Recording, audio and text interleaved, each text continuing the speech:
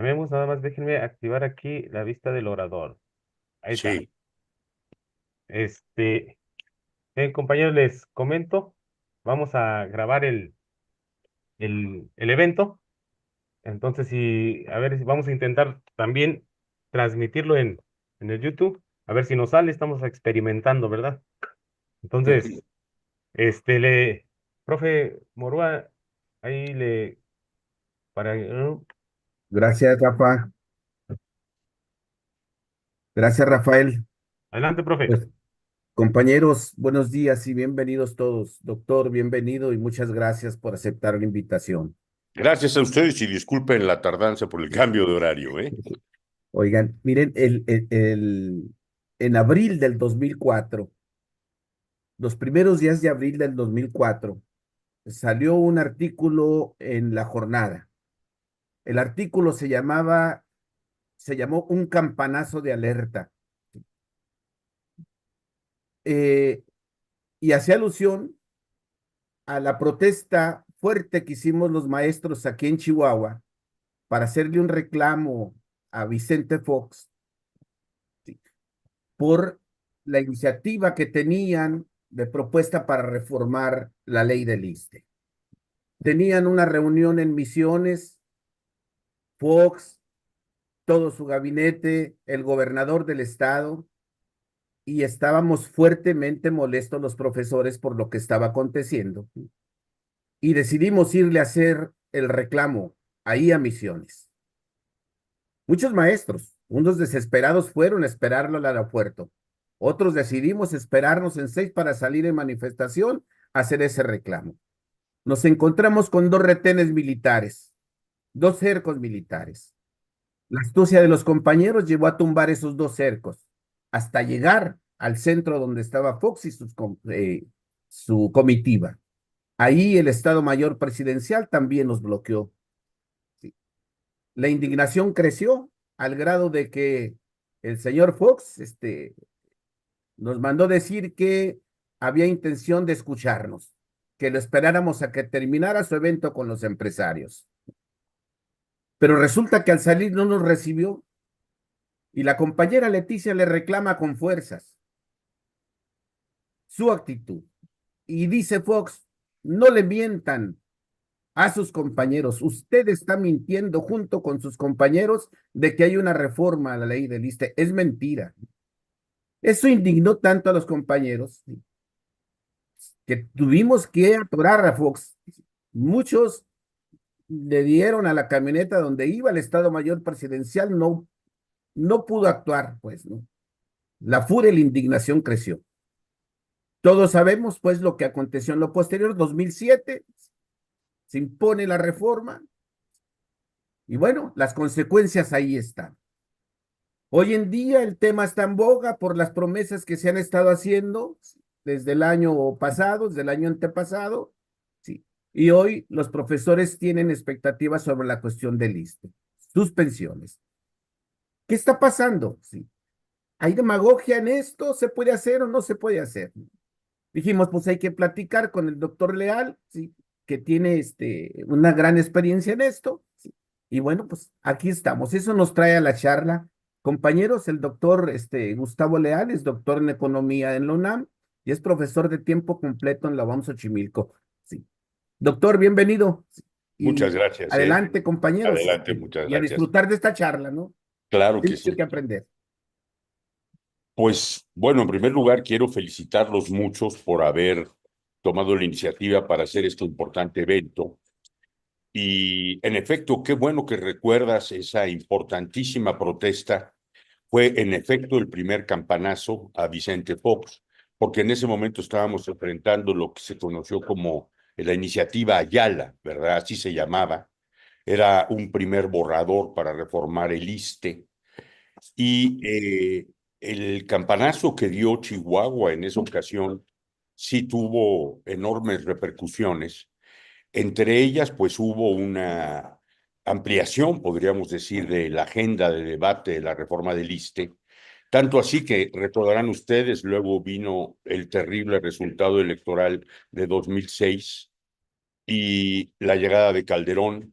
y con la llegada de Calderón también la alianza con el PRI, Mario Fabio Beltrones, que es el marco en el cual el Bester Gordillo introduce ahora ya la iniciativa de 2007, pero nunca olvidar con el PRI realmente como el gran operador, tanto en cámaras como en el gran debate que dimos en ese año 2007 y donde Chihuahua tuvo una participación verdaderamente grande.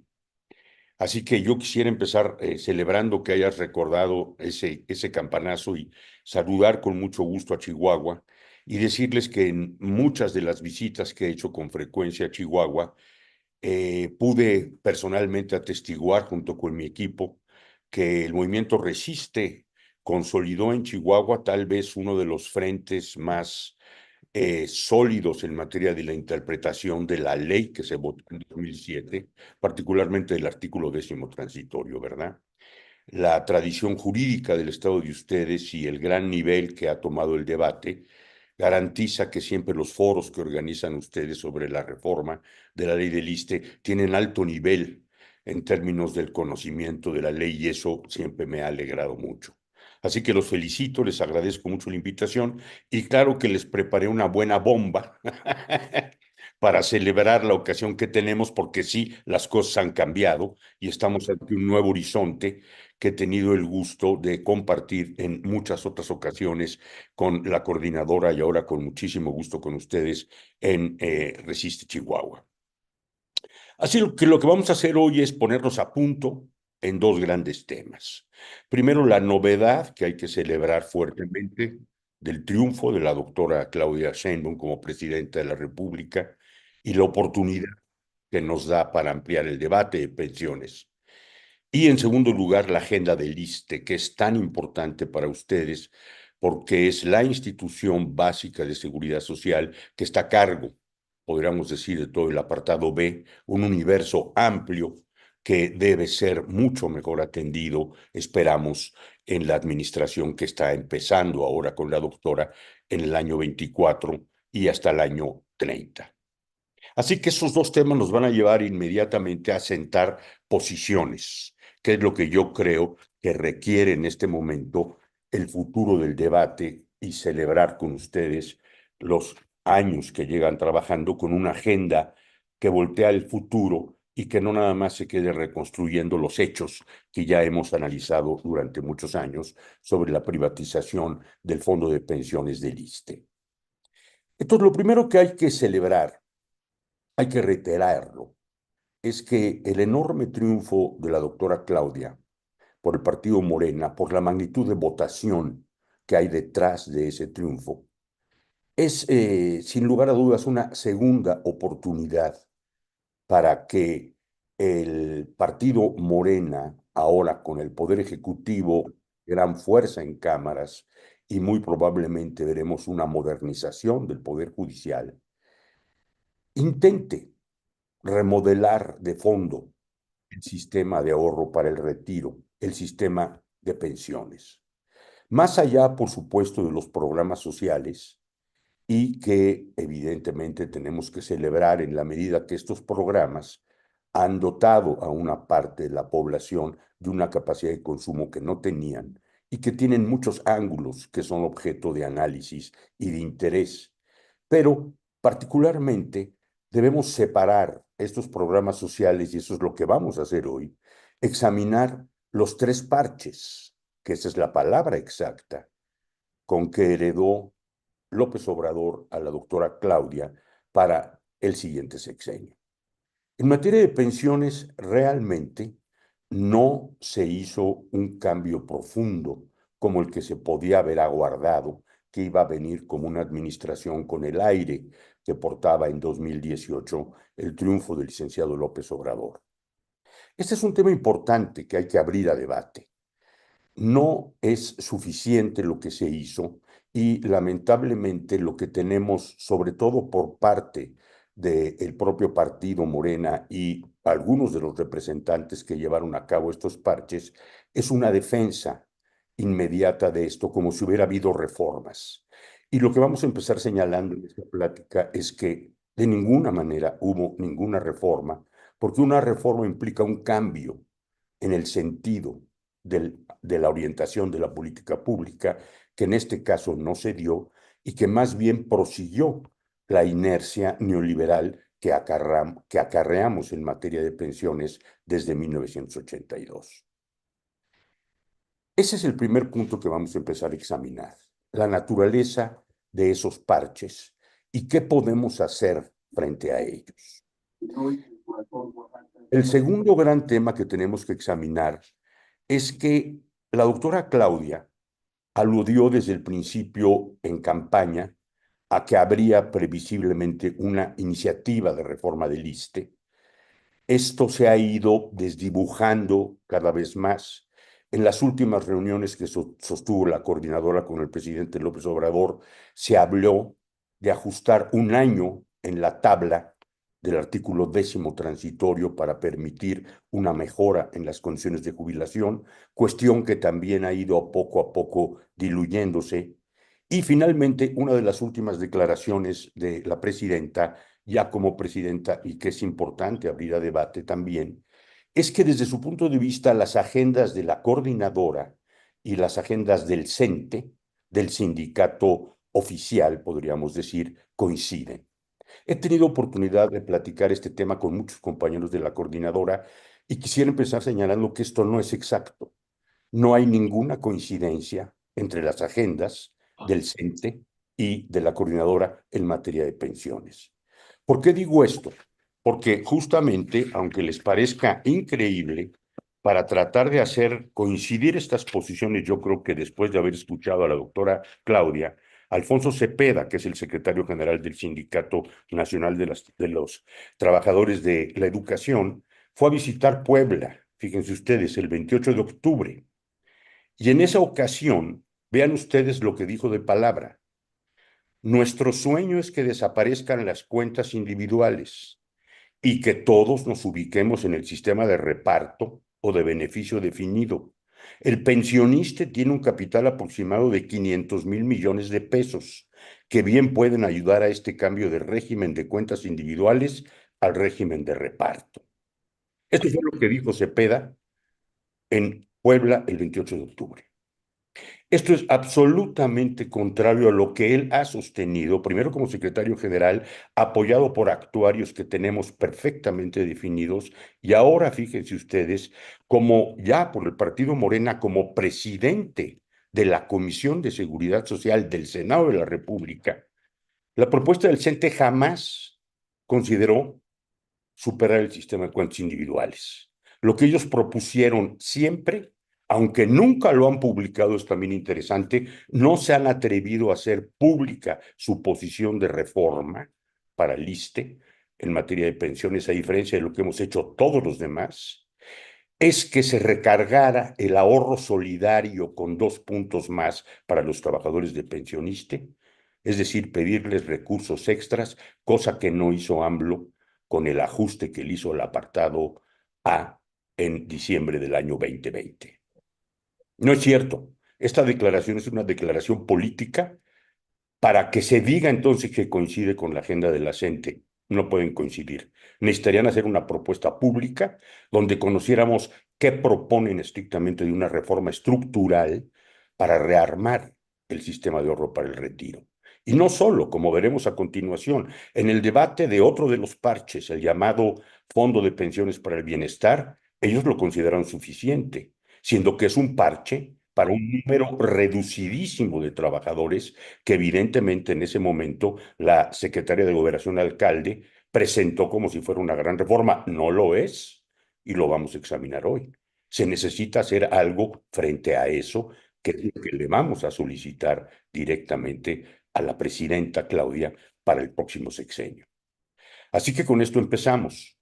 Una agenda de ISSSTE, una agenda de pensiones, pero subrayar que no hay ninguna coincidencia con la posición del Sindicato Nacional de Trabajadores de la Educación, porque ellos no han hecho pública ninguna propuesta como sindicato para atacar el fondo del sistema de oro para el retiro y han estado de acuerdo con las medidas que tomó López Obrador y ahora pretenden hacer coincidir su agenda con la coordinadora. No, la agenda de ustedes es otra y habrá oportunidad en cuanto este debate se abra públicamente de irlo probando. Así que en ese sentido, lo que vamos a examinar hoy para empezar es la naturaleza de los dos parches que heredó Claudia de la administración del presidente López Obrador y nos vamos a plantear qué se puede hacer frente a esto. Bueno, el primer parche tiene que ver con el apartado A. En el apartado A del artículo 123 tenemos todos los trabajadores al servicio de la iniciativa privada, aproximadamente 22 millones de trabajadores y sus familias amparados por el IMSS. Lo que se hizo en diciembre de 2020 fue un ajuste tibio que le sacó una aportación fuerte y grande hasta el año 2030 al sector patronal para elevar supuestamente el nivel de las pensiones, se bajó el nivel de las comisiones y se evidentemente recortaron los años de cotización para poder pasar inmediatamente a la jubilación. Esto se presentó en su momento, digo ustedes, como una reforma, cosa que no es. Es un tibio ajuste. ¿Por qué? Porque preserva el sistema Afore, el sistema de cuentas individuales, le pone más dinero público al sistema y además de ponerle más dinero al público al sistema, sigue subsidiando el sistema de Afores que de por sí ya está hipersubsidiado. Voy a hacer aquí un pequeño paréntesis para dejar para otra oportunidad a discutir la mal llamada pensión de los adultos mayores, que es muy bienvenida. Los 6,000 pesos bimestrales que están recibiendo todos los adultos mayores y que los van a seguir recibiendo la siguiente administración, son una ayuda muy oportuna, pero eso no es una pensión. Se les indicó en su momento a los del partido Morena y al Poder Ejecutivo de López Obrador que podrían llamarla ayuda para no confundirla con la pensión. Es muy bienvenida, pero eso es un apoyo, es una ayuda. Una pensión la ganamos por años de servicio. Hay una diferencia conceptual, estructural enorme. Es bienvenido el recurso, pero eso no es una pensión, y a ellos les pareció prudente llamarles pensión y además dejarlo constitucionalmente establecido, decía López Obrador en el artículo 4, para que ningún partido que viniera después tuviera la facilidad de prescindirlo. Todos estos son argumentos interesantes para el debate, pero lo importante es considerar que esos 6,000 pesos bimestrales entraron al tibio ajuste que hizo al apartado A López Obrador, ahora como mal llamada pensión no contributiva, y sigue financiando las Afores, porque la baja pensión que están pagando las Afores, que es lo que tenemos que corregir, ahora toma como soporte esos 6,000 pesos bimestrales y dice la población tiene ahora 6,000 pesos más lo que paga la pensión Afore y eso presumen ellos eleva la tasa de reemplazo. Esto es inexacto. La tasa de reemplazo es un porcentaje. No nos dice el nivel real que está pagando la pensión. Por ejemplo, en el apartado B, el problema que tenemos ahorita es que con el traslado de veces del salario mínimo a UMA, en vez de tener 10 salarios mínimos, se están pagando el equivalente de 4. Esa es la pérdida neta. Entonces, los 6,000 pesos bienvenidos de AMLO los ha utilizado el sistema Afore para seguirse financiando. Y lo que se hizo entonces en diciembre de 2020 no es de ninguna manera una reforma, ni resuelve el problema, lo aplaza y lo aplaza con un costo más alto para el Estado, con un costo fiscal más alto, dado que vamos a tener que seguir poniendo muchos más recursos fiscales para financiar un sistema de cuentas individuales que nunca va a pagar pensiones dignas. Ese es justamente el centro del debate. ¿Qué hacemos frente a este primer parche? Segundo,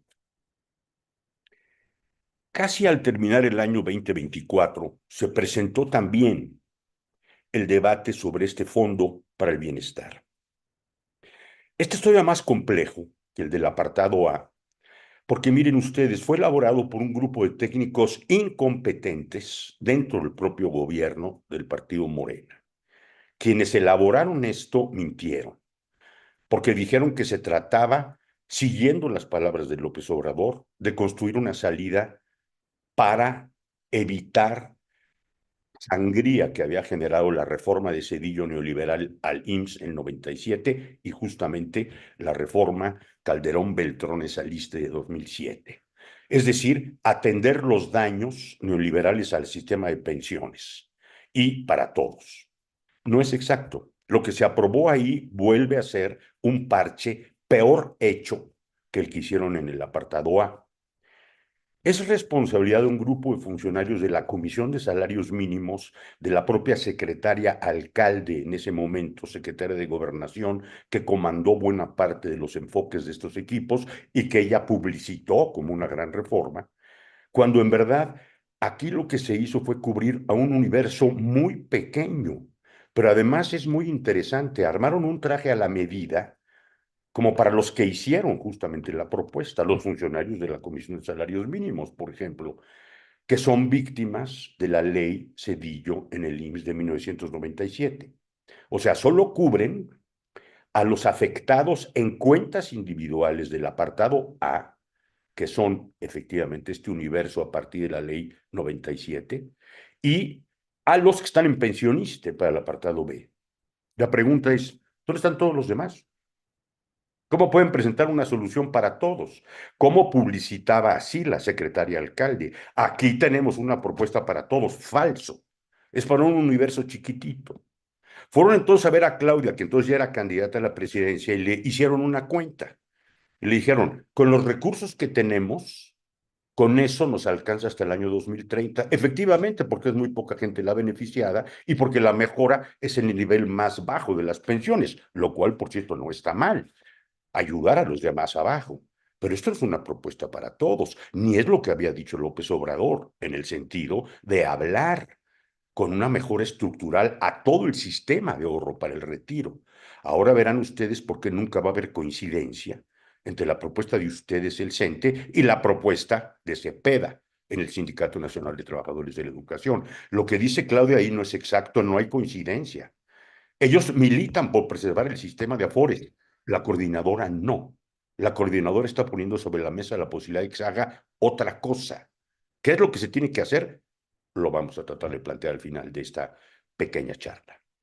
Este segundo parche tiene además el costo, como les digo a ustedes, de seguir poniendo recursos fiscales, que todos pagamos de impuestos, como en el caso del apartado A, y estos recursos fiscales siguen financiando el sistema de Afores.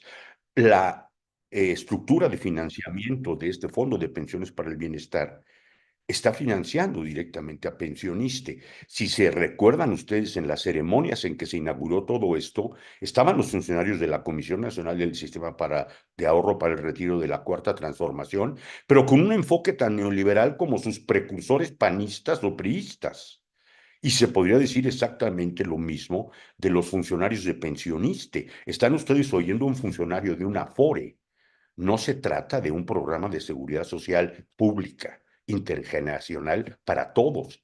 Se trata del enfoque de la rentabilidad de una Afore.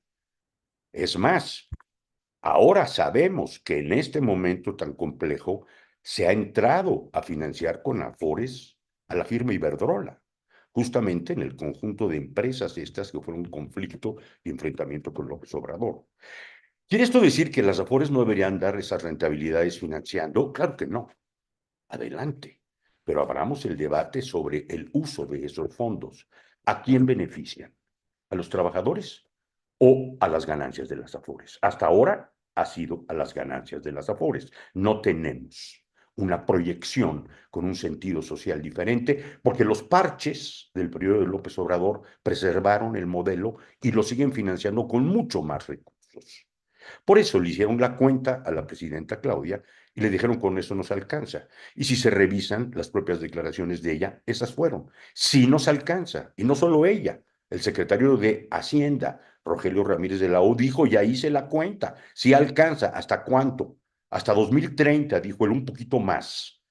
Claro, porque son muy pocos los beneficiados, todos dentro de pensioniste, nadie del artículo 10º transitorio y solo mejorando el nivel más bajo de la pensión, complementándolo, como lo que ellos dicen. Pero fíjense ustedes, en los parches no fue solo una exactitud decir que serán reformas, hay otra gran inexactitud. Ellos plantearon que entonces México iba caminando, gracias a estos dos parches, hacia un sistema mixto. Háganme favor. Eso ya es muy exagerado. Un sistema mixto quiere decir que cruza, en materia de pensiones, las virtudes máximas de lo público y lo privado.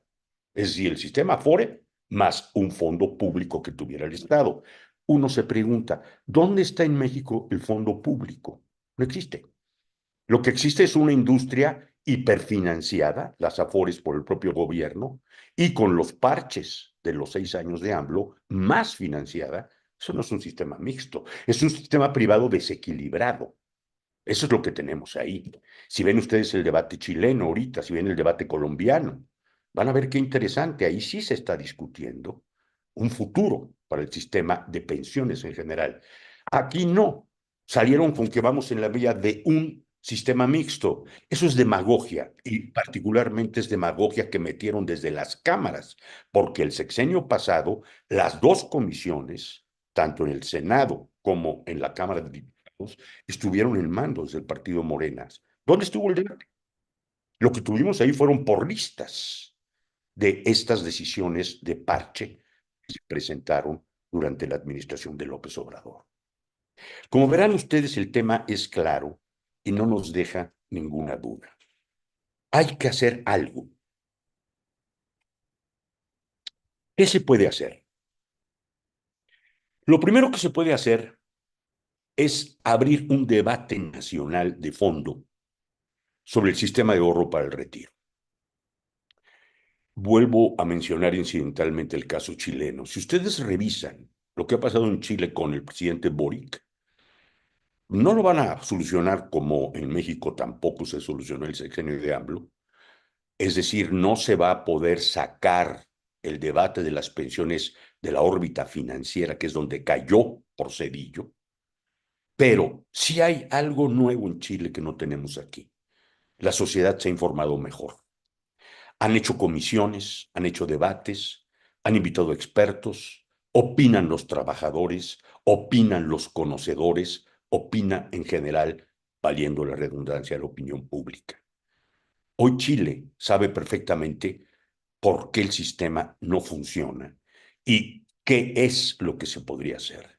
En cámaras, como estarán ustedes informados, Boric va a intentar hacer lo último, no tiene expectativas de ganar, como tampoco hubo en el caso de Petro en Colombia. Pero es interesante que estos dos países ganaron en el debate de pensiones. Eso es lo primero que tenemos que hacer en México. Armar un espacio no camaral, porque lamentablemente las dos comisiones están en manos ahora de representantes sindicales que no expresan realmente la voluntad de los trabajadores. Cepeda en la Cámara de Senadores y Olivares del sindicato del IMSS en la Cámara de Diputados, todos, ambos, por el partido Morena. Y como ya vimos el sexenio pasado, debate no hubo. Al contrario, hubo porras. No podemos utilizar ese espacio. ¿Cuál podemos utilizar? Este que estamos empleando en la opinión pública, la reunión que tendremos el martes en Oaxaca para celebrar los 45 años de ustedes, donde estaré honrosamente en la mesa del ISSSTE a las 10 de la mañana.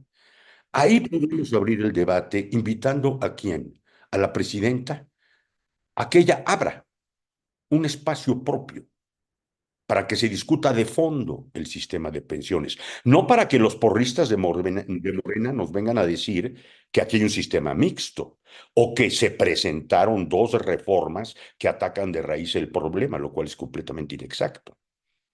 En el año 2030 tendremos la misma presión del apartado A que se tuvo en el año 2020 cuando se tomaron las decisiones que se tomaron. El propio presidente López Obrador lo dijo con toda educación. Yo nunca busqué una solución radical, busqué una solución de consenso. Yo estoy completamente de acuerdo. Creo que se podría lograr una solución de consenso para utilizar de otra manera la cantidad enorme de recursos que tenemos depositados en el sistema de ahorro para el retiro, públicos y privados. ¿Que no podemos hacer otra cosa con todos esos recursos?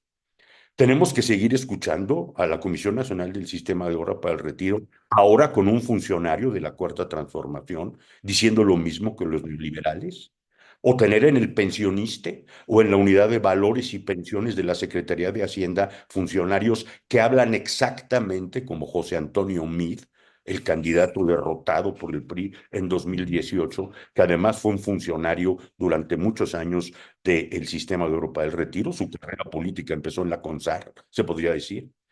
¿Que no podemos hacer otra cosa? ¿No podríamos encontrar otra fórmula utilizando la cantidad de recursos que hay ahí para beneficiar de otra manera a la gran mayoría de la población? Eso creo yo que es lo que podría armar la presidenta. Ella, personalmente, como titular del Poder Ejecutivo. Ni siquiera estoy pensando que arme una comisión, que ella encabece la posibilidad de que esto se discuta a fondo y que se reconozca con la seriedad del caso que los parches que se adoptaron tanto para el apartado A como el del Fondo de Pensiones para el Bienestar no resuelven de fondo el problema. Y 6 años después, para el año 2030, ¿qué vamos a tener como saldo? Más bajas pensiones y más jubilados pensionados, lamentablemente muertos, muchos de ellos con un nivel pensionario bajísimo. Son 12 años. Se pudieron haber aprovechado de otra manera. Se pudo haber ensayado una lectura diferente. Sí, podemos concluir. El hecho de que hayan existido estos parches se debe a que preservó dentro, sobre todo, de la Secretaría de Hacienda y la Cuarta Transformación, una política de inercia neoliberal total, a diferencia de las que se ha hecho en otros sectores, por ejemplo, las políticas en el área energética, la Comisión Federal de Electricidad, Pemex. Hay una infinidad de nuevas oportunidades que no hemos visto en el caso de las pensiones. Es la misma palabrería dicho por los mismos enfoques y no hay puesto sobre la mesa nadie que quiera poner una oportunidad diferente. Creo que eso es lo primero que tenemos que hacer. Es importante. Dado que las cámaras, como en el sexenio pasado, están en poder del partido Morena, que se dedicó a echar porras y no debatió de fondo, inventando que se trataba de un sistema mixto, lo que nos queda, vean ustedes, es de una enorme importancia, es discutir de fondo que ninguna de las dos alternativas que se tomaron en 2020 para el apartado A y en 2024 para el Fondo de Pensiones para el Bienestar significan una solución de fondo, es un aplazamiento del problema y ambos parches derivan efectivamente de la incompetencia técnica del funcionariado a cargo de ellos y de su absoluto enamoramiento con el enfoque neoliberal. Ahora, quería yo llamarles la atención de algo que es sumamente importante. Hay dentro del paquete del así llamado, o del paquete B, perdón, por el paquete C del presidente, del plan C del presidente López Obrador, hay por aprobarse una iniciativa que tiene que ver con el asunto, básicamente, de las pensiones. Esto ya no entró para esta administración, pero, perdón, para este periodo de sesiones del Congreso, pero entrará seguramente en febrero. Dentro de este plan B, se aprueba una reforma, es muy importante que ustedes sepan, porque, por ejemplo, esta reforma va a pasar por la Cámara de Diputados, con Olivares como presidente de la Comisión de Seguridad Social, y en el Senado de la República con Cepeda. Se va a aprobar una reforma en la Constitución, vean ustedes, así viene la iniciativa, para mejorar las pensiones que en realidad ya son una realidad con el Fondo de Pensiones para el Bienestar. Eso es lo que presentó la presidenta Claudia Sheinbaum. Eso lo declaró ella el 1 de octubre de 2024, cuando recordarán ustedes presentó lo que es propiamente sus 100 compromisos. Además, esta reforma constitucional, ¿a qué se refiere? Es una iniciativa que ya está dictaminada y que forma parte del plan B, perdón por decir plan C, es decir, que será votada en el Pleno de los Diputados porque ya está dictaminada y que se propone modificar el artículo 123 en la materia de pensiones para el retiro. Es decir, lo que se va a votar aquí es exactamente el Fondo de Pensiones para el Bienestar que se presentó en 2023. Es una iniciativa constitucional que implica la mayoría que ya se tiene y que es de muchísima importancia que ustedes sepan que está abierta. Bueno, creo yo que una segunda oportunidad importante para el debate, además de la primera que ya señalé, que es abrir este enorme debate con la presidenta, pues es evidente que aquí tenemos una segunda oportunidad muy grande para utilizar el debate en términos de que ninguno de estos son soluciones ni alternativas que realmente mejoren el nivel real de las pensiones. Y esto que afortunadamente no se discutió ahora, nos dará la oportunidad de que cuando pase a cámaras a partir de febrero, pues seguramente podremos entonces discutirlo con muchísima fuerza. Y redondeando, podríamos decir que en materia de pensiones, eso es lo más importante que vamos a decir el día de hoy. Hay parches y debe haber alternativas frente a esos parches. Hay propuestas. Si la presidenta está de acuerdo, se podría abrir el debate para buscar una solución de fondo al sistema de pensiones. Siempre se va a argumentar que no hay recursos, lo sabemos perfectamente. Y siempre se va a argumentar como hace la derecha, lo han visto ustedes todo el tiempo en medios, golpear con el costo que tiene presupuestalmente las pensiones. Por ejemplo, en el presupuesto para el próximo año, que ya son 2 billones de pesos, y entonces tenemos una infinidad de grupos de derecha golpeando, diciendo que las pensiones son impagables, que son muy caras, y además que hay que agregarle ahora la mal llamada pensión para los adultos mayores, que como dije es muy bienvenida, que pueden sumar ya en su conjunto 2 billones de pesos. Lamentablemente, hasta tenemos por ahí uno que otro legislador del Partido Morena que comparte esta visión. Ramírez Cuéllar, me refiero directamente a él, que ha armado un equipo para supuestamente presentar una también supuesta iniciativa de reforma fiscal para darle sostenibilidad a las pensiones. Eso fue justamente lo que hizo en España Zapatero y que costó lo que costó.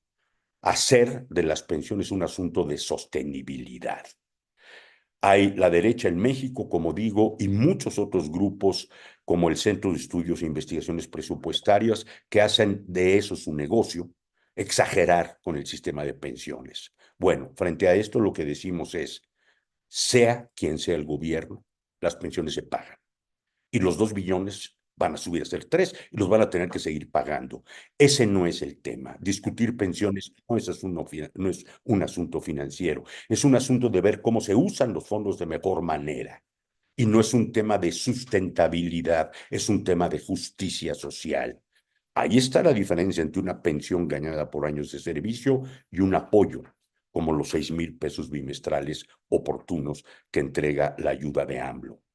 Llamo la atención por este enfoque porque encontrarán por ahí ustedes muchas posiciones encantadas de exagerar que las pensiones en la CFE y que las pensiones en Pemex y que las pensiones en el IMSS están muy altas. A eso hay que responder. ¿Con respecto a qué? ¿Cuál es el debate en temas pensionarios? Los gobiernos deben cumplirlo. El problema es discutir cómo utilizar mejor los recursos y eso es lo que esperamos que se pueda abrir en estas próximas oportunidades con la presidenta, dado que estamos convencidos de que hay un costo fiscal fuerte que este año 25 no da mucho margen, pero eso no quiere decir que no se pueda empezar a trabajar y a buscar alternativas para encontrar soluciones diferentes.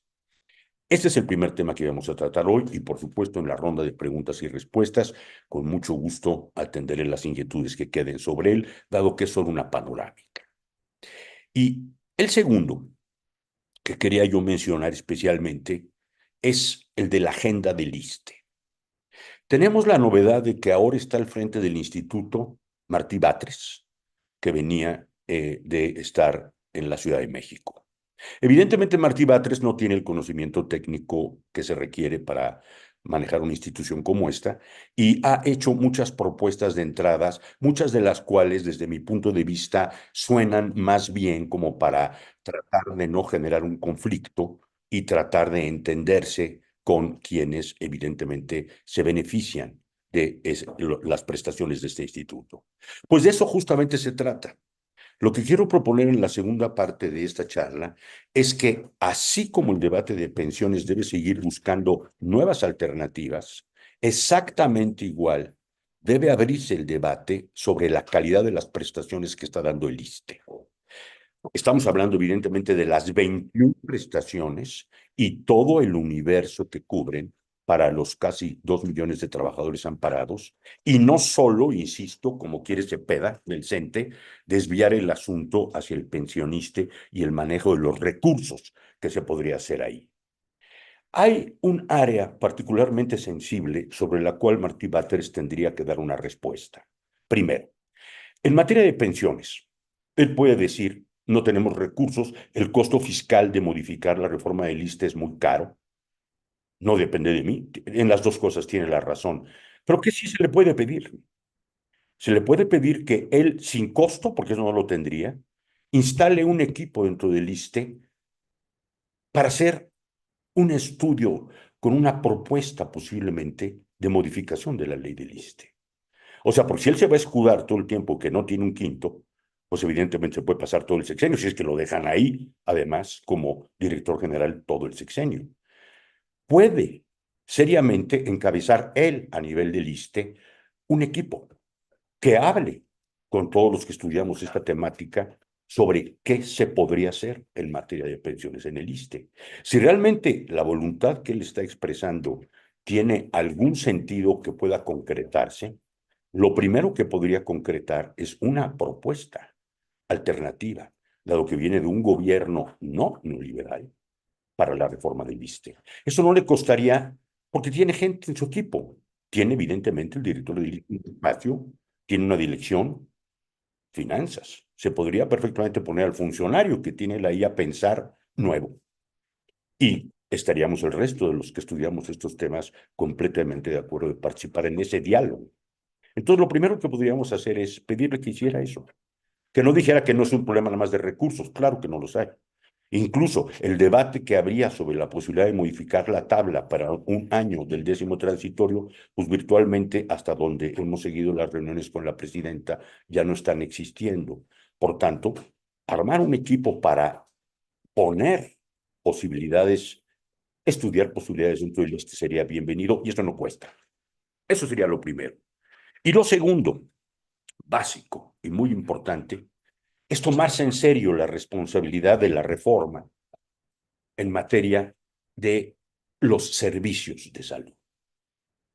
Realmente el ISSSTE en este momento está tan presionado en materia de sus servicios médicos como estaba al principio de la administración AMLO, si no es que en ciertas áreas se encuentra en condiciones difíciles.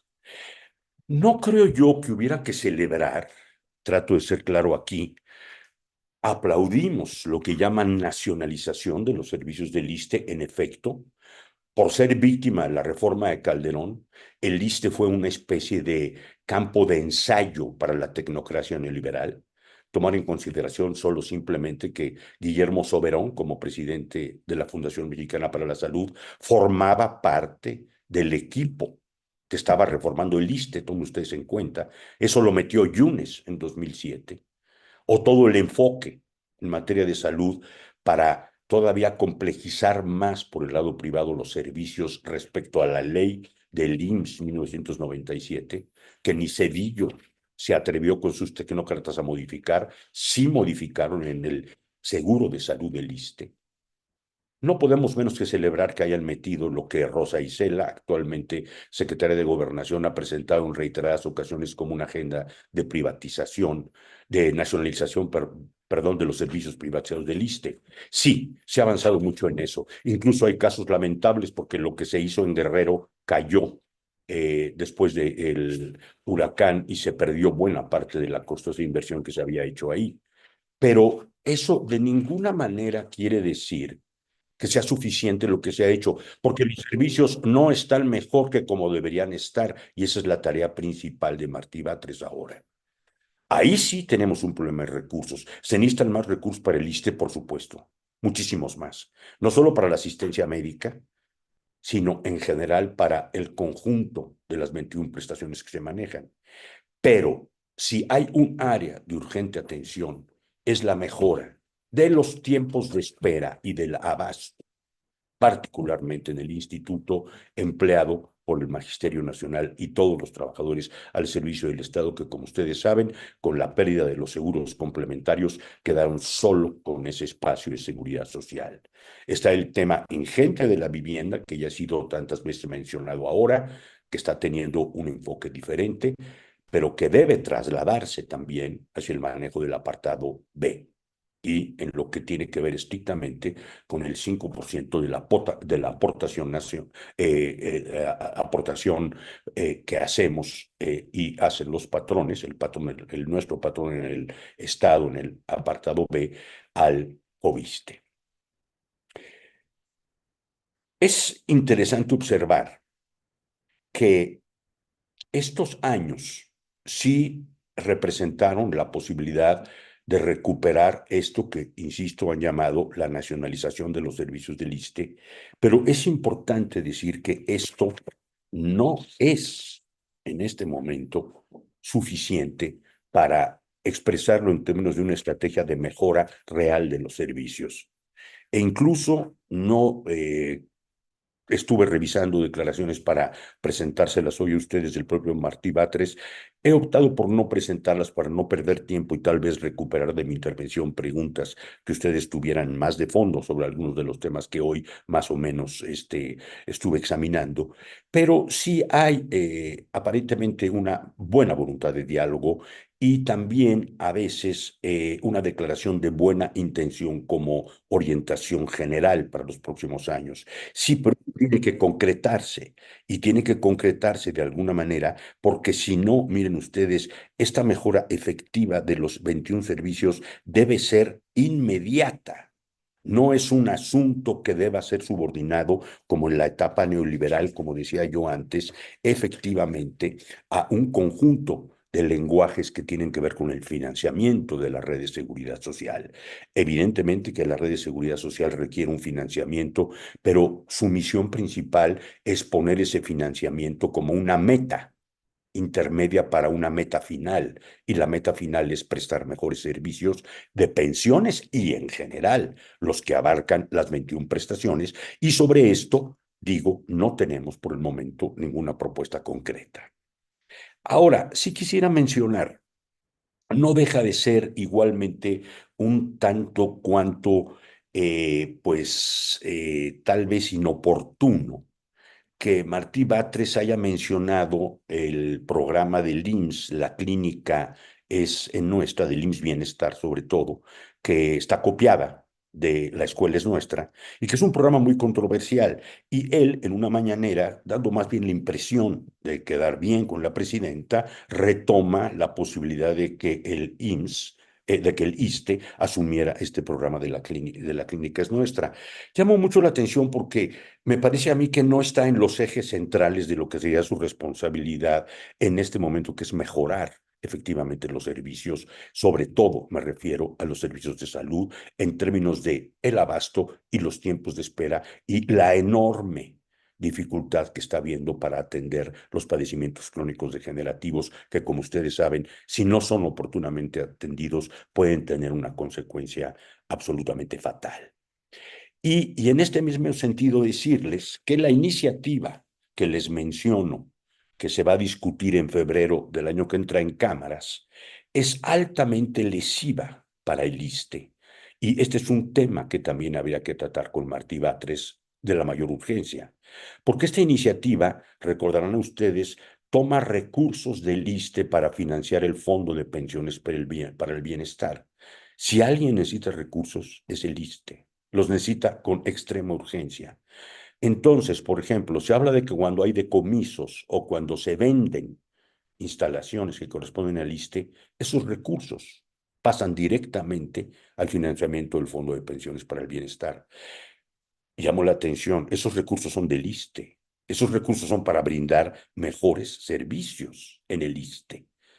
¿Quién decidió incorporarlos al listado de lo que evidentemente es fortalecer el Fondo de Pensiones para el Bienestar, retirándoselos al ISSSTE? Esto no se ha abierto a debate y es muy urgente que la coordinadora abra este debate directamente con Martí Batres, porque habría la oportunidad todavía de incidir en febrero del año que entra en que eso no sea así y que esos recursos vayan directamente, dado que pueden ser cuota obrero patronal, a los fondos que está administrando el ISSSTE para cumplir con el catálogo de las 21 prestaciones que, como he señalado, es la demanda más urgente.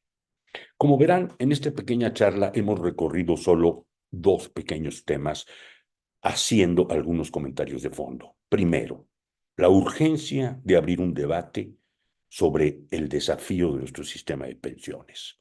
No está resuelto el asunto y al contrario, tenemos todo por delante para utilizar todos esos recursos de una manera imaginativa.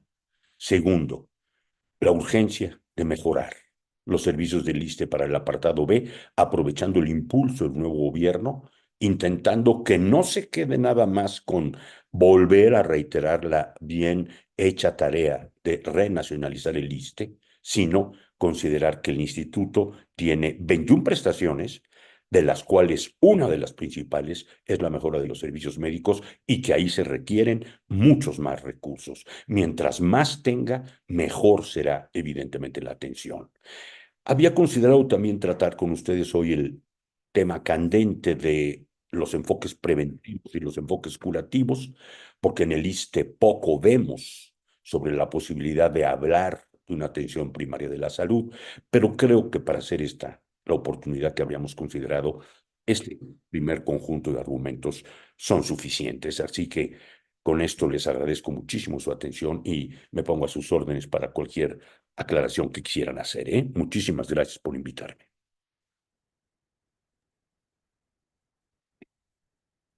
Pues todos inquietos sin quedamos, doctor, y con el compromiso fuerte de meternos a estudiar esto, porque parece que vienen fuertes batallas en el país y que habrá que aprovechar. Compañeros, quien guste participar, sí, con pregunta o con comentarios sobre la temática, adelante, compañeros.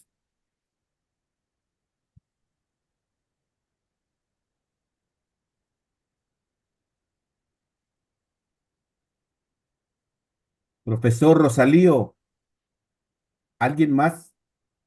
¿Alguien más se anota?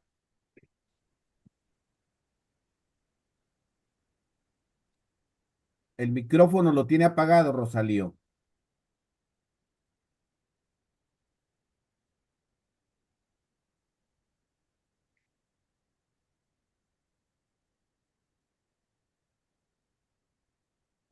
Francisco Javier, adelante, maestro. Sí, buenos días, Cae Moruga, ¿cómo están? Buenas. ¿Se escucha bien? Sí. ¿Sí? No, nada más una pregunta o duda conspirativa que tengo. El hecho de que se esté haciendo ese parche con los anteriores a 2007, que un servidor soy parte de esa universo pequeño, ¿no será una estrategia más de divide y vencerás, no? Porque al final de cuentas, esas personas podrían o podríamos quedar muy conformes con ese movimiento y pues como dice el dicho, bueno, pues ahí arréglatelas tú y tú solo y ya no hay unión en la lucha por la mejora de todos. Ese es mi sentir. Dividir y vencerá, se me hace que es eso. Sí, Francisco, a ver, es muy buena la observación. Sí, en efecto, he estado en foros, recientemente estuve uno muy grande, aquí en la Ciudad de México había una enorme cantidad de trabajadores y abierto este debate que estoy planteando, yo no era el ponente que lo planteé, pero lo escuché a otra ponente que planteó una crítica similar a la que yo hice, le dijeron eso, decir, bueno, pero ¿Cómo puede estar usted en contra de que estén dando esas pensiones? Exactamente lo que tú dices, Francisco Javier. Sí, ese es el problema.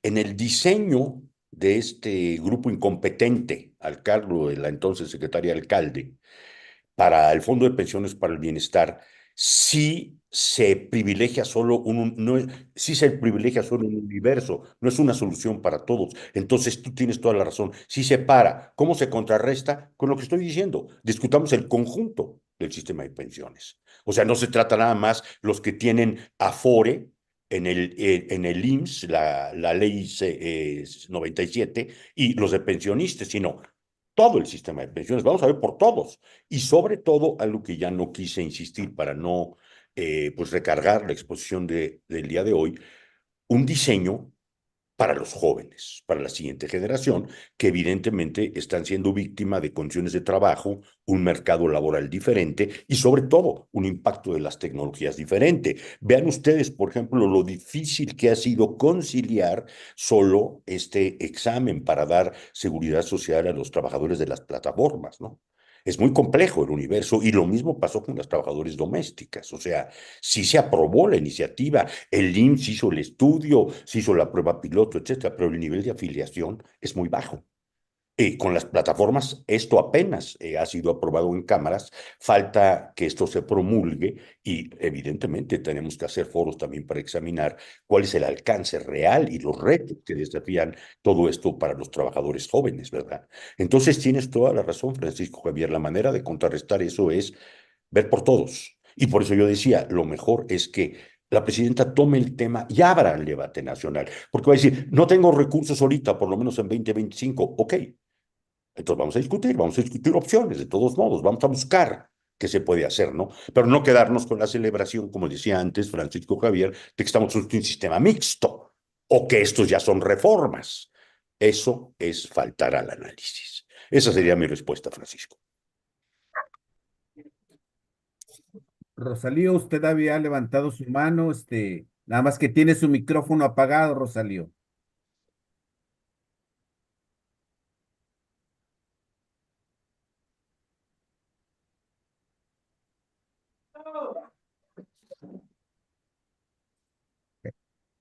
¿Alguien más, compañeros?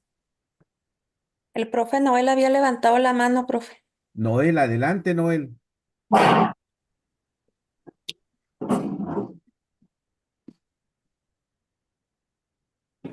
Eh, buenos días.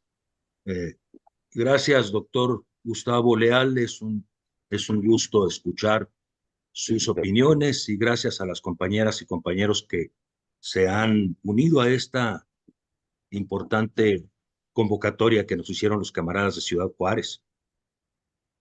Quiero comentar respecto de lo que ha expuesto el doctor Gustavo Leal, que el asunto, más que de orden técnico, más que de conocimiento de las personas que estén al frente tratando de sortear los desafíos eh, que imponen los servicios del ISSSTE a los que están obligados, es un asunto de decisión política. No, no pueden hacer milagros el personal técnico si no hay luz verde para transformar el esquema fiscal del país.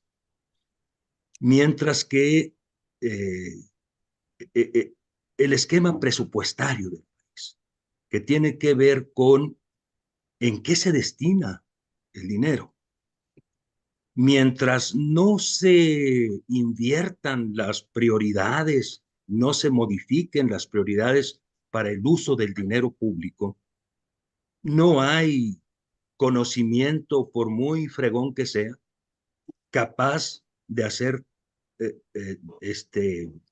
un platillo bueno con lo que queda del presupuesto para el gasto público, para el gasto social. Se invierten cantidades insultantes de dinero en el servicio de la deuda pública, por ejemplo. unas cantidades muy grandes de dinero para las Fuerzas Armadas.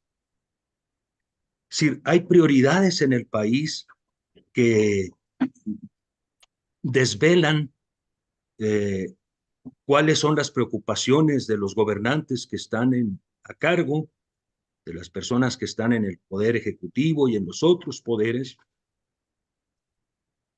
Y obviamente, entonces el dinero que queda para gastos en educación, en seguridad social, en vivienda, todas esas otras cosas del gasto social son muy limitados. Nos han espantado cuando nos anuncian nuevas medidas en contra de las y los trabajadores, diciendo que estaríamos conduciendo al país a la quiebra si las cosas siguieran como estaban. Eso lo dijeron desde el 2004 hasta el 2007, en que materializaron la reforma al ISSSTE con la nueva ley. Y lo siguen diciendo, pero miren, en realidad, el subsidio que el gobierno federal ha estado dándole al ISSSTE, a las obligaciones del ISSSTE, es de 16,000 millones de pesos. Eso fue en el 2023. Eso dice el informe actuarial del ISSSTE del 2024, que se refiere a lo acontecido hasta el 31 de diciembre del 2023. Con 16,000 millones de pesos se cubrieron los déficits que había en el seguro de salud y en pensiones y en servicios sociales y culturales. En realidad, me parece a mí que es muy fuerte la opinión hegemónica del poder de los grandes adinerados, que hacen que los gobernantes se cohíban para tomar decisiones que afecten el interés del capital, el interés de las grandes corporaciones. No pagan impuestos, los protegen cuando hay algún conflicto como el que hemos observado en los últimos años, los protege el Poder Judicial, pero ese tipo de cambio en materia presupuestaria tendría que ocurrir. Y no depende del ISSSTE. Claro. Es un asunto que se resuelve a otro nivel. Y entonces podríamos hablar, una vez que resolviera el país, quienes tienen que tomar esas decisiones, que hay recursos, que habrá posibilidades de financiar las cosas que se acuerden, pues habría opiniones, propuestas importantes al respecto. Un tema que nos preocupa es cómo diantres queremos que los fondos para cubrir los diferentes compromisos del ISSSTE alcancen si, por ejemplo, las personas que tienen mejores ingresos, que están en servicio, Claro. ya les redujeron su posibilidad de cotizar. Podían estar cotizando con sueldos más altos para fondos comunes, por ejemplo, para el seguro médico, para los servicios sociales y culturales, para esos fondos de orden común. Pues bueno, los mejores sueldos de las personas en activo se redujeron, su tope de aportación, de cotización, se redujo de la posibilidad de hacerlo hasta de 10 salarios mínimos a la posibilidad única de hacerlo de hasta 10 veces el valor de la unidad de medida y actualización. Claro. Sí. Y eso afecta no solamente a los derechohabientes en el régimen de transición, Claro. afecta a los derechohabientes del régimen de cuentas individuales. Claro. No sé, doctor, si ha analizado ese asunto de cómo el tope que le pusieron al salario básico de cotización Claro. viene a afectar otros seguros y afecta a todo el mundo. El gran dolor de cabeza para las autoridades parece que es ¿qué van a hacer con las cuentas individuales que no alcanzan para dar pensiones? Pues mucho menos van a poder hacer si la cotización que están dando tanto Claro. las aportaciones patronales como la cotización del trabajador son mucho menores que las que podían tener por lo menos una porción de esas personas.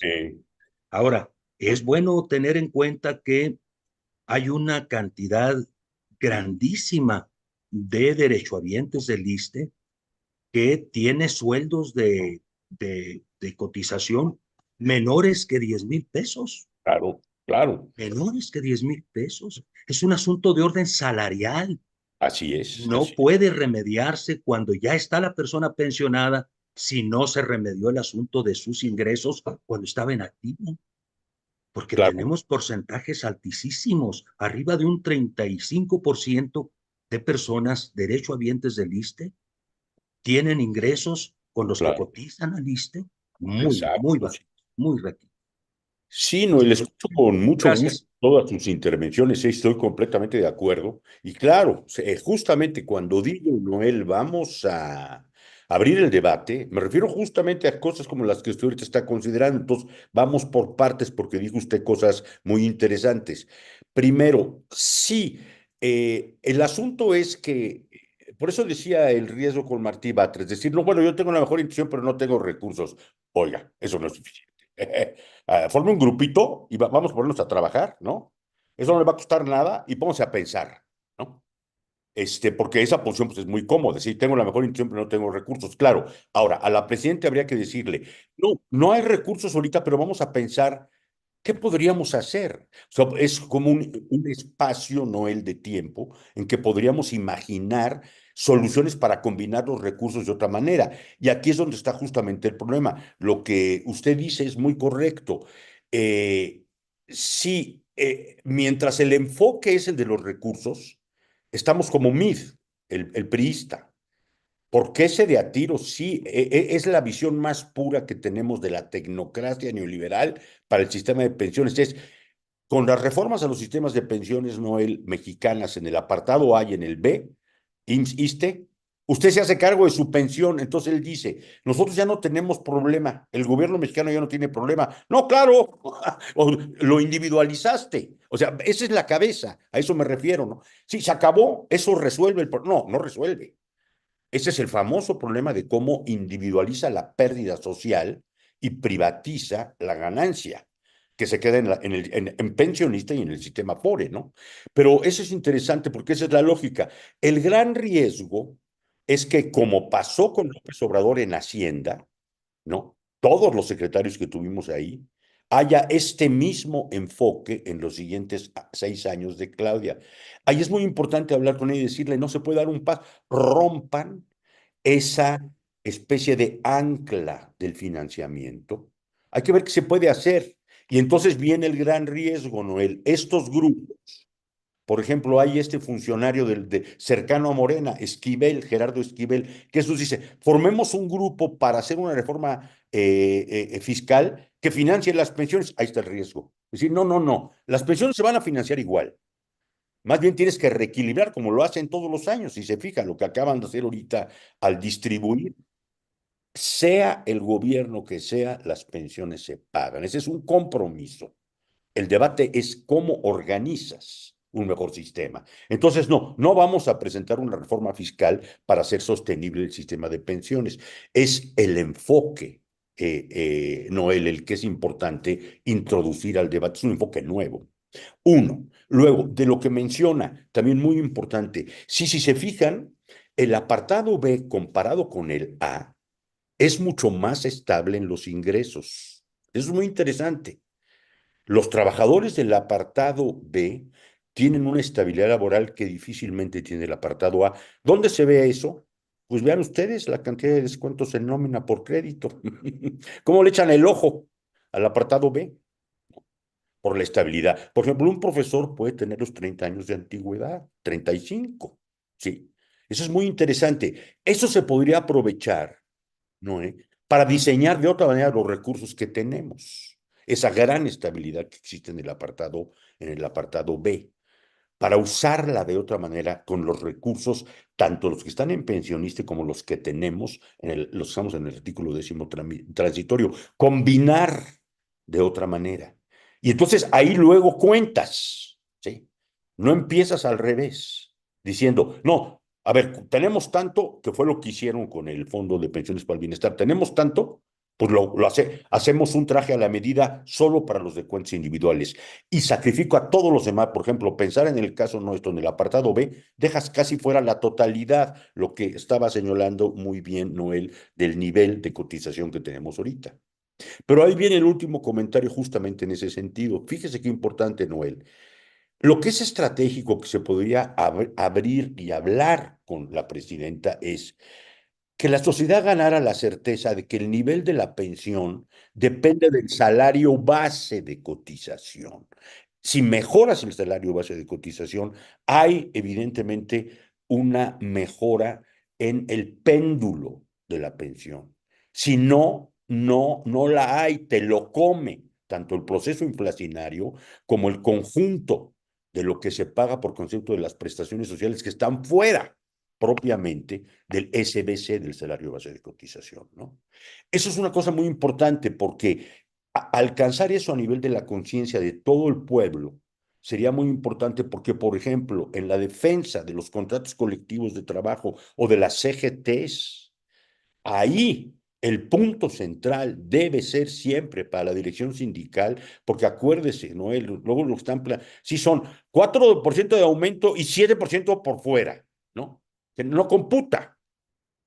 Ese es el problema de fondo. Y eso es, quisiera yo decir, es evidente que López Obrador, como dueño del apartado B, porque él era el Estado, era el patrón, ahí tuvimos una oportunidad. Él ni lo consideró porque sabía el costo fiscal. La prueba está en el caso de la UMA. Él dijo, no, vamos a compensar el efecto nefasto de la UMA con la mal llamada pensión para adultos mayores. Yo me voy por allá. No, el asunto era cambiar, evidentemente con una iniciativa de ley sencilla, para que las prestaciones sociales se pagaran en salarios, en veces del salario y no en UMAS. Pero eso tenía evidentemente el costo fiscal y él no lo dio. La pregunta es, técnicamente esto lo va a entender Claudia, claro que lo va a entender, pero la pregunta va a ser la misma, ¿cuánto me cuesta? Y si me cuesta tanto, pues entonces me quedo con los 6,000 pesitos de la pensión y empiezo a decir, como dice Cepeda, por eso leí la cita entera, no, pues estamos en contra de las cuentas individuales, sí, pero de pura palabra, no pongo nada sobre la mesa, Noel, para actuar, para efectivamente hacer algo. Entonces me parecen muy interesantes todos sus comentarios y me han dado oportunidad también de redondear con estas otras pequeñas observaciones, ¿verdad? Muchas gracias por sus preguntas y comentarios.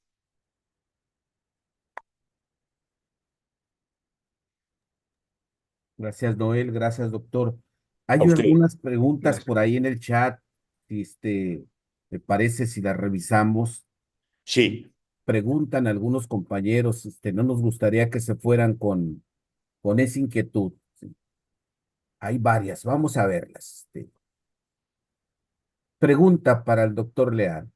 Los que tenemos cuentas individuales, dice, cuando nos retiremos, ¿tendremos aún el servicio médico o ya no?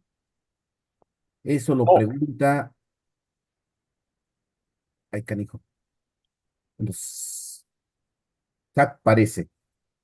Es una sí, pregunta, no sé, doctor. la respondemos con mucho. Claro que sí. El problema ahí es, eso lo tendrán siempre.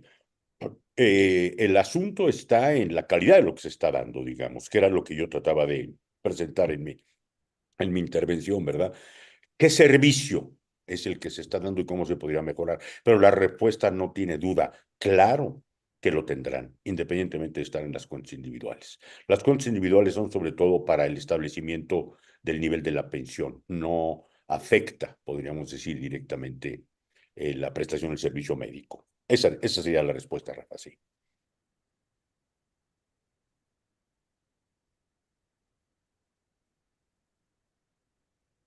Estamos aquí viendo, revisando. Sí, O si alguien quiere, compañero, hacer la pregunta directa, o la intervención. Esto está abierto, pues se trata de que nos escuchemos, ¿no? Buenos días, yo quiero hacer una Bien, pregunta de mi caso en particular. Yo tengo un riesgo de trabajo en donde tengo incapacidad parcial por parte del ISSSTE. Tengo pólipos en las cuerdas vocales, estoy en tratamiento en el ISSSTE pero yo ya estoy fuera de la ley del 2007. Sin embargo, yo empecé a cotizar para el IMSS en el 2001 en escuelas particulares y en la federación en el 2009. Actualmente pues sigo en servicio, pero yo no me puedo jubilar, o más bien yo ya no me voy a jubilar, pero no me dejan retirarme, porque soy en cuentas individuales, no me dejan retirarme tampoco hasta que tenga 60 años de edad o no sé cuánto en el Afore.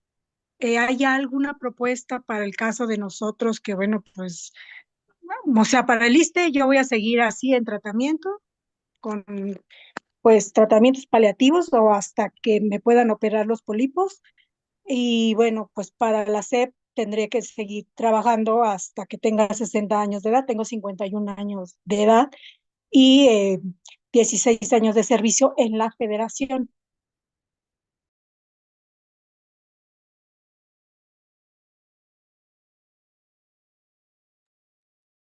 Gracias, maestra. El micrófono se le apagó, doctor, por ahí. Sí, lamentablemente, ¿ahora sí me escuchan? Sí, ¿Me ahí escuchan? está bien. Lamentablemente se cortó y no pude escucharle. Se cortó la emisión y luego regresó, entonces solo alcancé a oír el final. No sé cuál es la pregunta, Juan, no alcancé. eh, ¿O era más bien un comentario? Maestra, la pregunta Maestra, es es que no le completa escuché, para el doctor. disculpe. Ujú. Bien, voy a volver a repetir la pregunta. Mi caso Sí. en particular, yo tengo un dictamen médico por parte del ISSSTE, es un riesgo de trabajo donde es un RT09, incapacidad parcial. Tengo disfonía crónica secundaria y perdí el 25% de la voz. También Mm, tengo pólipos en las cuerdas vocales. ujú. Sin embargo, estoy por cuentas individuales.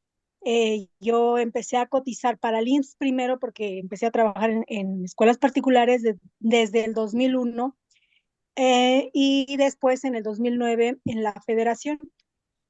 Tengo 16 años de servicio para la federación, pero no me permiten ni retirarme y bueno, pues para el ISSSTE no debo de empeorar, estoy con tratamientos paliativos en donde, bueno, me están cada 3 meses o dependiendo cómo me vean, si me pongo más afónica, me revisan cada mes, me cambian el medicamento y así voy a estar. Tengo 51 años de edad. Me dicen que hasta que tenga 60 años de edad me puedo retirar. Entonces yo digo, bueno, y entonces mi salud, o sea, me refiero a lo de la voz, ¿qué va Claro, a pasar? O si hay algo, no sé, una propuesta para nosotros. Gracias. claro. Sí, ese es, vean ustedes ahí, a todo el auditorio tienen el caso exacto de la urgencia de lo que hay que resolver. Maestra, si le parece terminar, ahorita le doy mis datos y me llama por teléfono, a ver si la puedo conectar con unos abogados aquí de la Ciudad de México, ¿verdad? Para que le dieran seguimiento al asunto, ¿verdad? Si le parece, ahorita Muchas nos... gracias. Al Sí, contrario, muchas gracias. ahorita platicamos después. Claro que sí, Gracias. adelante. Compañeros, ¿alguna intervención más, comentarios? Mire, Ramón Hernández, Ramón y después Sí, Rosalío. eh, sí, nomás preguntar eh, ¿qué, qué comentario tendría el doctor Leal con respecto a esta propuesta que se metió al Congreso por parte del Partido del Trabajo para reducir los años de edad eh, de retiro? ¿Qué viabilidad le ve él? ¿Qué opinión tiene al respecto? Gracias. sí, sí, Ramón, yo creo que es una iniciativa, la conozco bien, interesante, porque nos ayudaría, en el sentido que decía yo en la charla, de tratar el tema en grande, digamos, a irse aproximando a irse aproximando a una mejora real, podríamos decir, de los años posteriores a lo que podríamos llamar son los años de servicio, ¿no?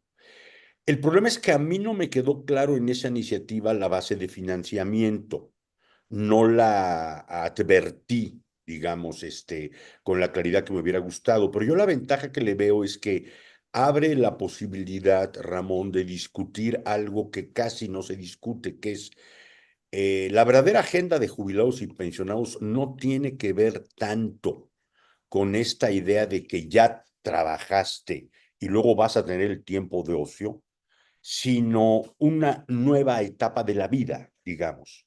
Y esta iniciativa me parece a mí que tenía la ventaja de ampliar la posibilidad de que tengas esa etapa de vida que podría ser diferente. Digamos, es una iniciativa que se abre hacia el debate de lo que son los años de vida nuevo, ¿no?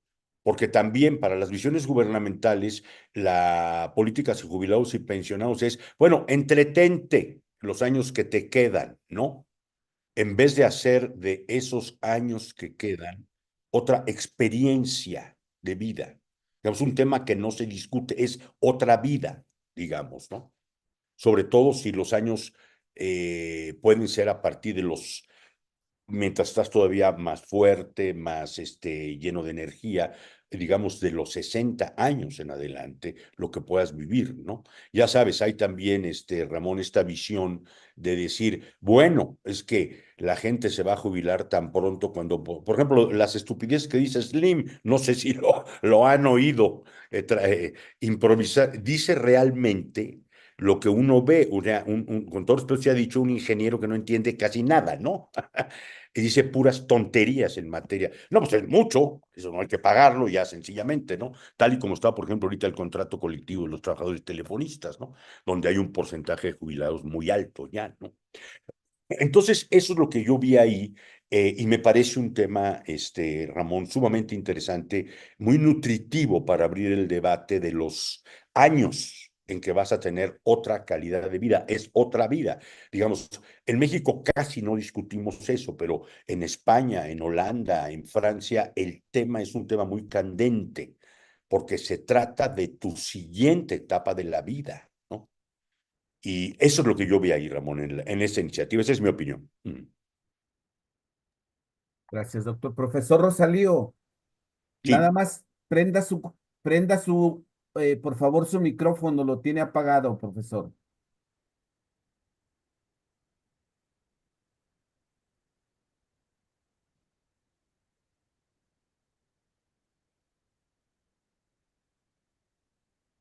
Sigue con el Al- micrófono apagado, profe Rosalío.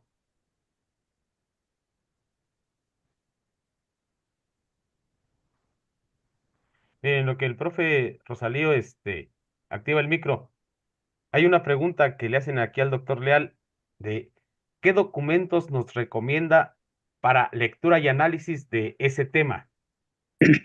claro. Sí, con mucho gusto, igual que la comunicación que voy a tener con la maestra, se los puedo poner a Rafa en su WhatsApp cuando terminemos para que recurran, por favor, ahí a algunos materiales que voy a poner ahí para documentar lo que estamos diciendo, ¿verdad? Hay pocos en el sentido en que estamos hablando sobre todo de criticar los parches y proponer salidas, pero hay algunos que con mucho gusto pongo a su disposición. Claro que sí. Ujú.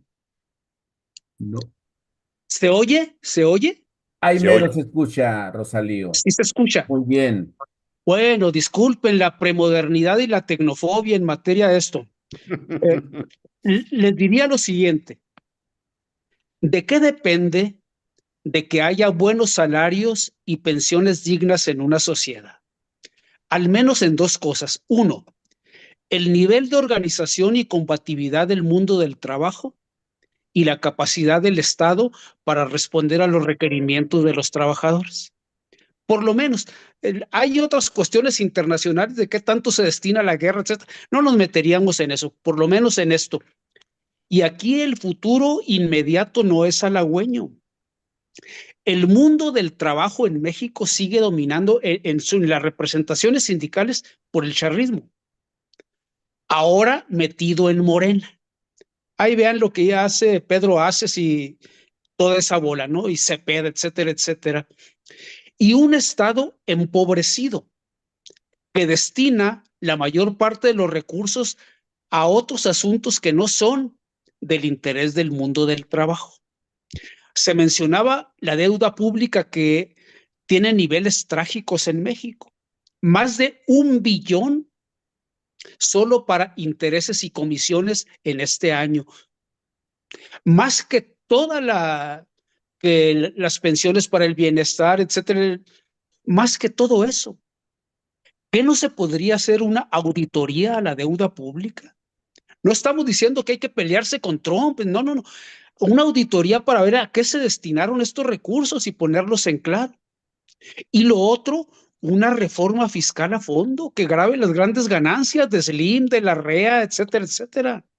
No puede un país vivir en estas condiciones.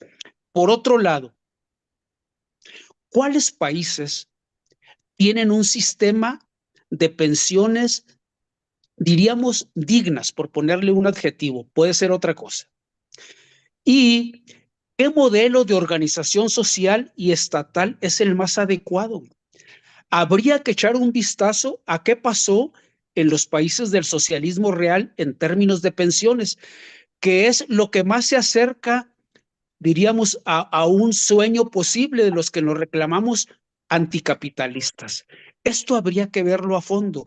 ¿En dónde se ha resuelto el asunto de las pensiones? Y lo otro, un llamado a la propia gente que tome en cuenta que entre sus reivindicaciones inmediatas plantee el asunto de la deuda pública. Esto no puede seguir así.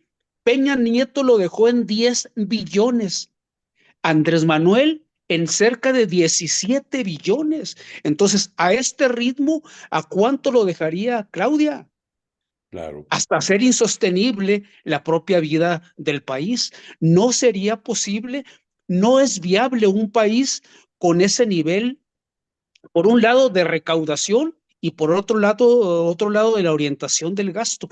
Esto creo que es meter el debate de fondo no solo en el sistema de pensiones, sino en el sistema En de general. hacia dónde va este país. Muchas Muy bien, gracias. Rosalío, sí. Sí, pues lo que tú planteas, Rosalío, y qué bueno que lo planteas así, me parece muy importante, es en efecto el tema de las prioridades. O sea, para AMLO no fue. Él tuvo la opción, primero, con la mayoría que tenía de 18 hasta 21, pudo haber rearmado el sistema de pensiones con un costo fiscal tal vez diferente, manejándolo, no tomó esa opción. Y después ya no tenía la opción con lo de la UMA, digamos, tuvo también la opción de hacer del apartado B algo diferente. Él no tomó esas opciones. Yo creo que sí, lo que tú planteas, no nada más del sistema de pensiones, es el conjunto de las prioridades, en efecto, lo que financias, lo que no financias, digamos, a partir de tu programa, de tu visión, de tu compromiso con el electorado y lo que puedes cumplir, ¿no? Yo en ese sentido soy optimista. Yo esperaría que después del año 25, que viene muy apretado, por la formación de la presidenta, se pudiera dar un debate nuevo en esta materia de la orientación exactamente de esos recursos. Como tú dices, va a acabar en el 17, ¿a dónde va a llevar? ¿A dónde va a terminar? ¿No? Yo creo que en el caso de la administración López Obrador era una visión muy conservadora en materia de esas prioridades, digamos, y los compromisos que él podía o quería asumir, ¿verdad? Esto respecto al primer tema. El segundo, sí hay unos casos, yo creo que completamente, pues, comentables, Rosalío, respecto a un esquema digno de pensiones. El de España es público y paga pensiones de las cuales sí se puede vivir. Es un nivel de pensión que sí te permite vivir y es completamente público. Ese no permitió la sociedad española que eso cayera en manos, como lo hizo Cedillo aquí en México y luego Calderón y Beltrones con el ISSSTE, ¿no? De que eso cayera en el mundo de la órbita financiera, ¿no? Por supuesto que tiene problemas, se llama la hucha financiera, el conjunto de los recursos que tiene el sistema de pensiones, pero los jubilados y pensionados han tenido una tarea extraordinaria en el triunfo de los partidos políticos que atiendan preservar lo que allá llaman el Pacto de Toledo y segundo, ajustar siempre las pensiones al nivel de vida. Es un caso muy interesante, por eso te lo quería mencionar, Rosalío. Sí lo hay. Y lo último que quería comentar, que me parece muy importante, es que pues es que la CENTE es el único grupo que se mantuvo en el debate en la época de AMLO, en la defensa de una alternativa para las pensiones. Y si se fijan ustedes en materia de la mejora, fue el único grupo que realmente peleó una mejora salarial abiertamente, ¿no? O sea, yo creo que la coordinadora ahí está cumpliendo un espacio importantísimo en materia del debate futuro de los sistemas de previsión social, de los sistemas, podríamos decir, de seguridad social, pensiones, salud, vivienda, porque el conjunto de los otros frentes sindicales, si dan ustedes cuenta, pues no hemos tenido una claridad en términos de la defensa del sistema pensionario, si no es que en algunos casos hasta a las centrales se han vuelto también porristas de los parches que mencioné hace un momento, ¿verdad? Entonces, sí, la gente lo ha asumido y esperemos, como tú decías, Rosalío, que esto se preserve en el futuro y se siga discutiendo en esos términos el asunto de las prioridades como un gran debate nacional. A eso me refería cuando empezamos la charla y decía yo, frente a los parches se puede abrir un debate donde la sociedad se enriquezca y se sepa qué se puede hacer para utilizar tantos recursos públicos y privados que ahorita están combinados de tal manera que les dan a ganar a los dueños de los fondos y mantienen las pensiones en el sótano, ¿verdad? Esa sería mi respuesta, Rosalía. Muchas gracias. A ti. Gracias, doctor. Me parece que Noé levantó otra vez su mano, ¿no? Si alguien más, compañeros. Sí, Noel. Así es. Ok. Solo quería hacer un brevísimo comentario respecto de la pregunta de la maestra que preguntaba qué podía hacer por su situación de invalidez parcial. Depende del porcentaje de invalidez que le dictaminen los médicos. Es ahí el núcleo del problema. Si los médicos no encuentran que su invalidez amerite una pensión permanente, ella puede presentar la propuesta de un tercer perito que dé su opinión y pues es un asunto que se litiga desde luego, como decía el doctor Claro. Leal, pero la clave del asunto está en qué tipo de dictamen emiten los médicos que le están tratando para asegurar que su pensión de invalidez se le otorgue mientras que cumple la edad para la pensión de retiro.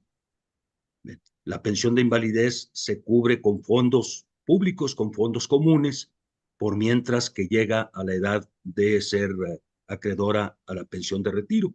Mientras que tiene la pensión por invalidez, de ahí mismo de la pensión de invalidez se canalizan las cuotas necesarias para irle contribuyendo a los fondos, a su fondo individual para el retiro. Nada más. Claro que sí, muy bien hecho, sí. ¿Alguien más, compañeros?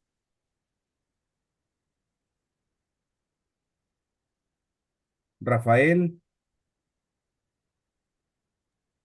No, por el momento estamos bien, profe. Eso. Pues yo creo, compañeros, que hay mucho que hacer, ¿no? Hay mucho que Así es. hacer, estamos en todos lados y hay que discutirlos con los compañeros esto que está aconteciendo, ¿no?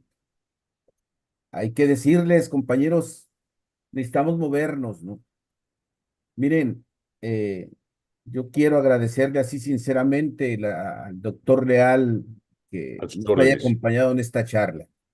Lo decía al principio, nos inquieta más sus intervenciones y la de los compañeros, sí, y hay que agarrar el toro por los cuernos. Parece que hay mucho que hacer.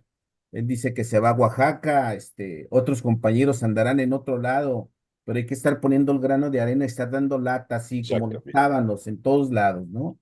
Sí, mañana vamos a estar en la Club de Leones a las 10 de la mañana analizando esta situación y otras más, y sobre todo el qué hacer, el qué hacer, el qué hacer, cómo lo hacemos, ¿no? Pues, compañeros, si no hay más, sí, por lo pronto, yo creo que no nos queda más que agradecer al doctor, sí, y la presencia de todos ustedes. El agradecido soy yo con ustedes, los felicito mucho por tomar estas iniciativas. Ojalá que se replique muy pronto, porque saben ustedes, esto va cambiando por minuto, por día. La información va armándose en función también de lo que va comunicando el gobierno. Yo les agradezco mucho la invitación, disfruté mucho platicar con ustedes y les ofrezco seguirnos reuniendo cada vez que ustedes lo consideren necesario para ver los avances que tenemos. Por lo pronto, lo que sabemos es que para el año 2025 hay pocos recursos, pero no hay que perder la oportunidad de seguir abriendo estos debates en pensiones, en salud, en vivienda y sobre todo también, como decía, presionar mucho a las autoridades del ISSSTE ahora que hay esta puente de comunicación adecuado para que los servicios se mejoren y yo me pondré en contacto con Rafa para responder el contacto de la maestra y ponerles algunos materiales ahí.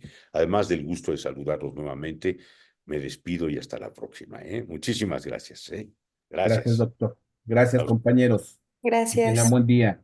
Gracias. Gracias, doctor, y Sale, gracias a nos todos. vemos. Muchas gracias. Pásenla muy bien. Gracias. Gracias, muy amables. Hasta luego. Buen día, hasta luego, gracias. Gracias. Muchas gracias. Buen día. Buen día. Muchísimas gracias. Feliz fin. Gracias, compañeros. Buenos días. Gracias. Muy buenas tardes para todos.